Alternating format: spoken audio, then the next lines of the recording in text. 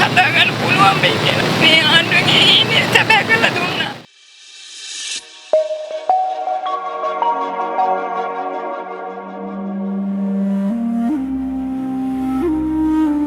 රාජාංගනයේ යාය 15/456 තුලානය පදිංචි මෙම මවට ඉස්කෝලේ යන වයසේ ළමයින් සිටිනවා.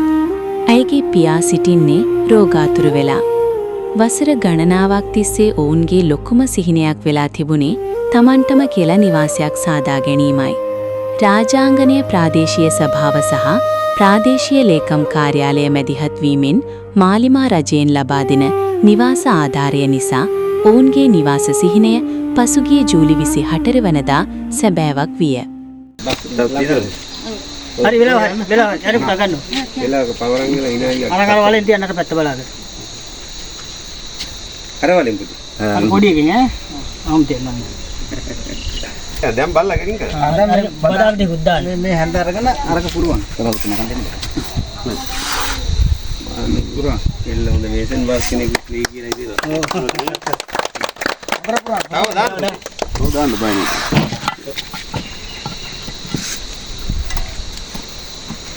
බයින සුදා. මේක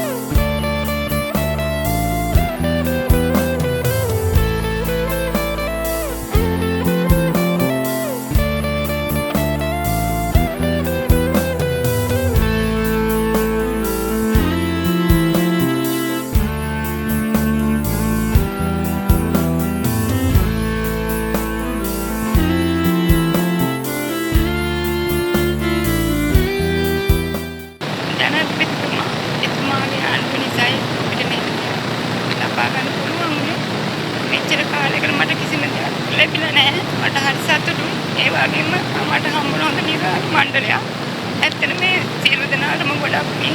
ඒගොල්ලෝ මට සහාය දුන්නා. මට සතුටුයි. එතන අද වගේ සතුටක් මට කවදාකවත් නැහැ. මම ගොඩක් ස්තුතිවන්ත වෙනවා. සභාපතිතුමා අනේ සියලු නිලධාරීන්ගේ මම නම දන්නේ නැහැ. නමුත් ඒගොල්ලෝ නිතරම මං ගැන හෙව්වා බැලුවා ආවා කිව්වා. ගොඩක් පිං. ඉතිරි කටේ වැඩ කටයුතු වලට. ඉතින් මට මේ දුන්නා වගේ සහායයක් දෙන්න කියලා. ඔබතුමාලගෙන් මං ඉල්ලනවා ආදරේ. ඇත්තටම මගේ අප්පච්චිලට ඉතින් මට අත්තර දෙන්න කිසිම කෙනෙක් නැහැ. ඇත්ත ඒක තමයි. ඉතින් මට කියන්න තරම් සතුටුයි ඇත්තටම. අද වගේ සතුටක් මම කවදාකවත් ලැබුණේ නැහැ. මම හිතුවේ නෑ මට ගයක් හදා ගන්න පුළුවන් වෙයි කියලා. මගේ හිතකම ඉන්නේ තිබුණ ගයක් තමයි. ඉතින් මට මේ ආණ්ඩුවේ ඉන්නේ සැබෑ කරලා දුන්නා. හරි සතුටුයි ඉතින් මට.